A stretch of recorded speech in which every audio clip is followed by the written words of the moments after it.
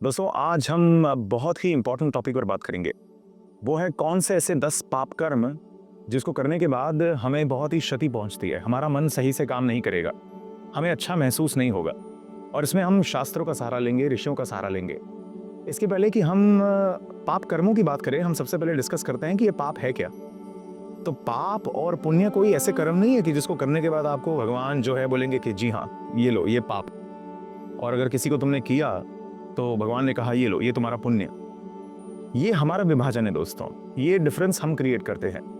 पाप का कुल मिला के अगर मैं सारभूत शब्द निकालूं तो पाप का मतलब यही होता है कुछ ऐसे कर्म जिनसे बेहतर कर्म किए जा सकते हैं, जिनसे अच्छे कर्म होते हैं, लेकिन हम वो काम कर रहे हैं जिसे पाप कहा जा सकता है अफेयर पे।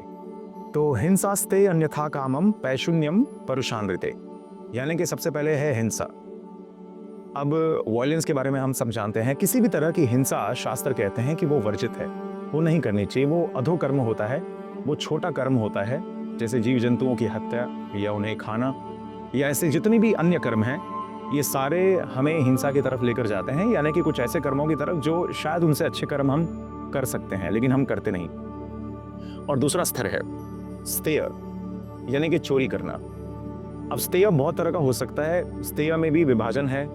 3 तरह के स्तेय होते हैं, जैसे कि एक स्तेय होता है कि आपने धन की चोरी की तो वो स्तेय हो जाएगा।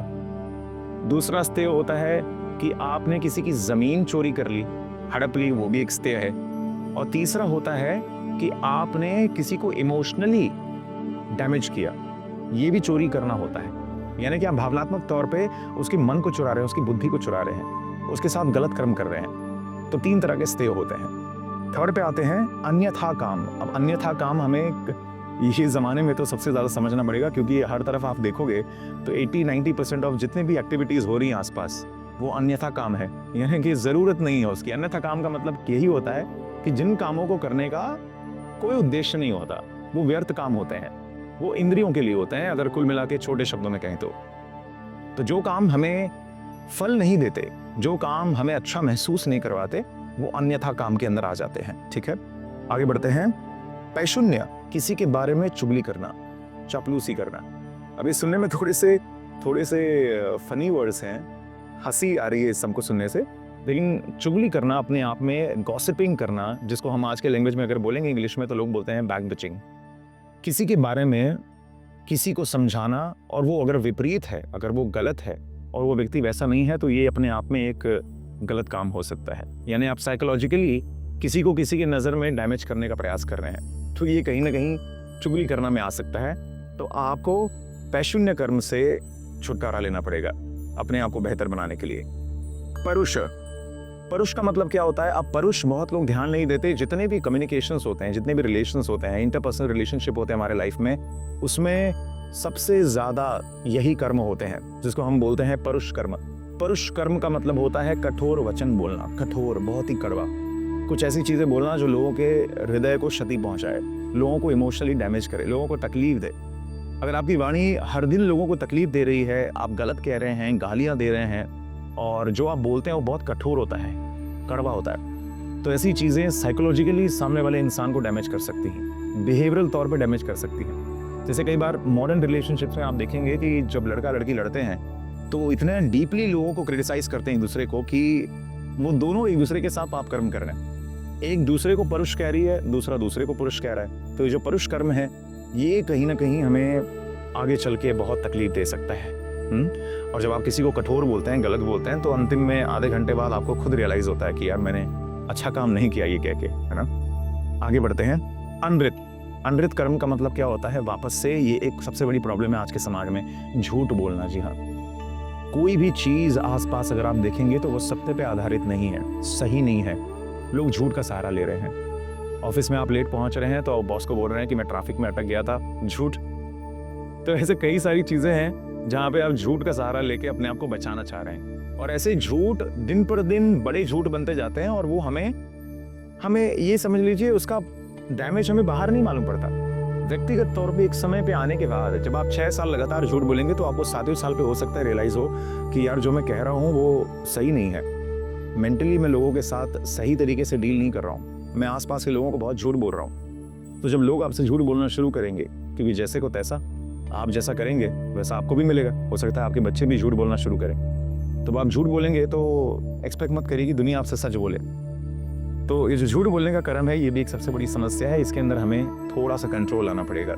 समित न लाभम व्यापाद अविद्या दृग विपर्ययम। सभिन्न लाभ का मतलब क्या होता है? सभिन्न लाभ का मतलब होता है कुछ ऐसी चीजें करना जिससे दो लोगों के बीच में झगड़ा हो। जैसे कि अगर आप देखते हैं आसपास के मोहल्लों में, सोसाइटीज में झगड़े हो जाते हैं, तो जब दो लोगों के बीच में झगड़े होते हैं और उसके कार्यकर्ता आप हैं, आप क्रिएटर हैं, आप प्रोजेनिटर हैं, आप ही ने वो झगड़ा क्रिएट किया है, तो अगर आप ऐसा काम करेंगे तो आपने दो लोगों की फैमिली को खराब किया, आपने दो लोगों के मानसिकता को खराब किया, साइकोलॉजिकली लोगों को डैमेज किया, इमोशनली डैमेज किया एक दूसरे के प्रति। और ये कर्म कहीं ना कहीं आपको भी आगे चल के तकलीफ दे सकता है। ठीक है, आप किसी के साथ कर रहे हैं, कल को कोई आपके साथ करेगा तो आपको पता चलेगा कि यार दो लोगों में झगड़ा लगाना कितना गलत होता है ना। लेकिन जब तक हमारे साथ नहीं होता तो हमें वो चीज़ रियलाइज़ नहीं होती है। तो शास्त्र मानते हैं कि पाप कर्मों में ये भी एक कर्म है कि दो लोगों के बीच में अगर आप झगड़ा लगा रहे हैं, आप चिंगारी फूंक रहे हैं, तो ये कर्म कहीं ना कहीं आपको तकलीफ देगा। आगे बढ़ते हैं। जी हाँ, व्यापाद, ये भी एक सबसे बड़ी समस्या है। आज 60-70% जितने भी रूरल एरियाज हैं, वहाँ पे कहीं ना कहीं डोमेस्टिक वायलेंस की समस्या होती है, मारने पीटने की समस्या होती है।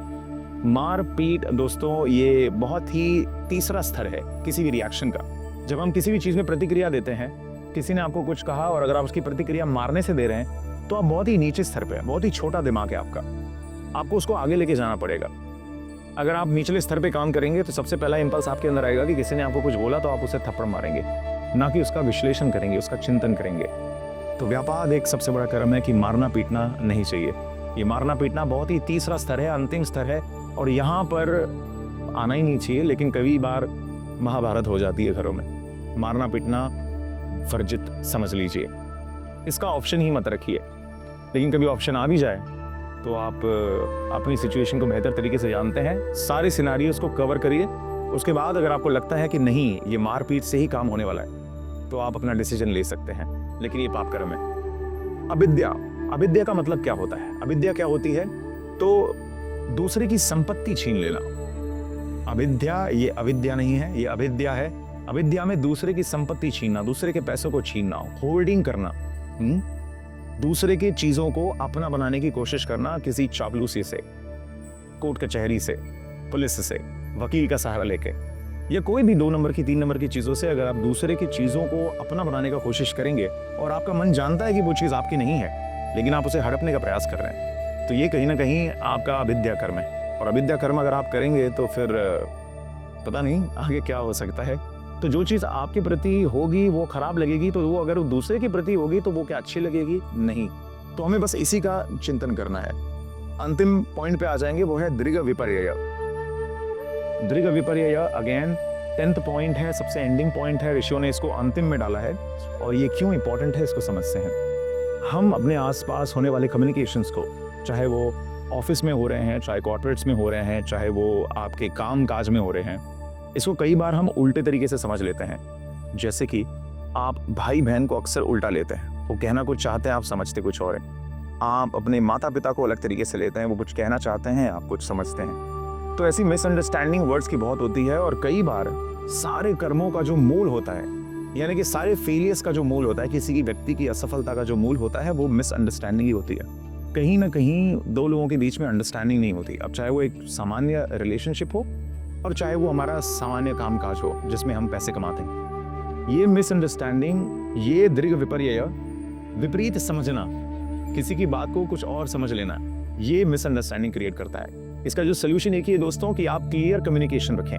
कम्युनिकेशन का मतलब याद रहे, रिलेशनशिप में कम्युनिकेशन का मतलब ये नहीं होता है कि बातचीत करना, कि हाँ मैंने खाना खा लिया, हाँ मैं सो गया, हाँ मैं उठ गया, हाँ मैं बैठ गया।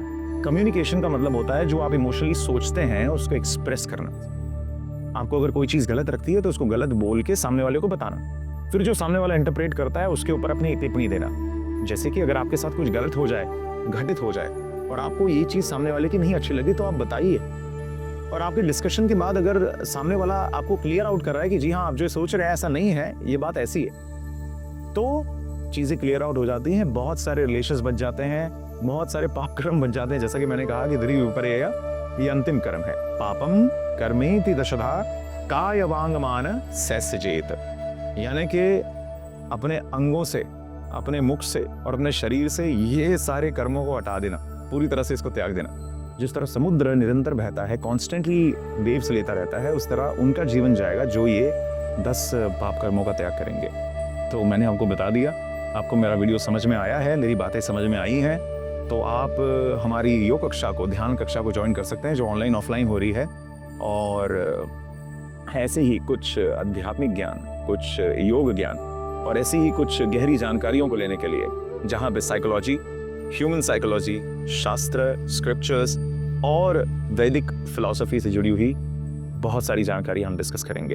ओके, तो अगर आप ऐसी जानकारियाँ पसंद करते हैं तो चैनल को सब्सक्राइब करिएगा और आने वाले वीडियोस के लिए बेल आइकॉन पर प्रेस कर दीजिए ताकि आपको वीडियोस की नोटिफिकेशंस आते रहें। हरिओम, जय गुरुदेव।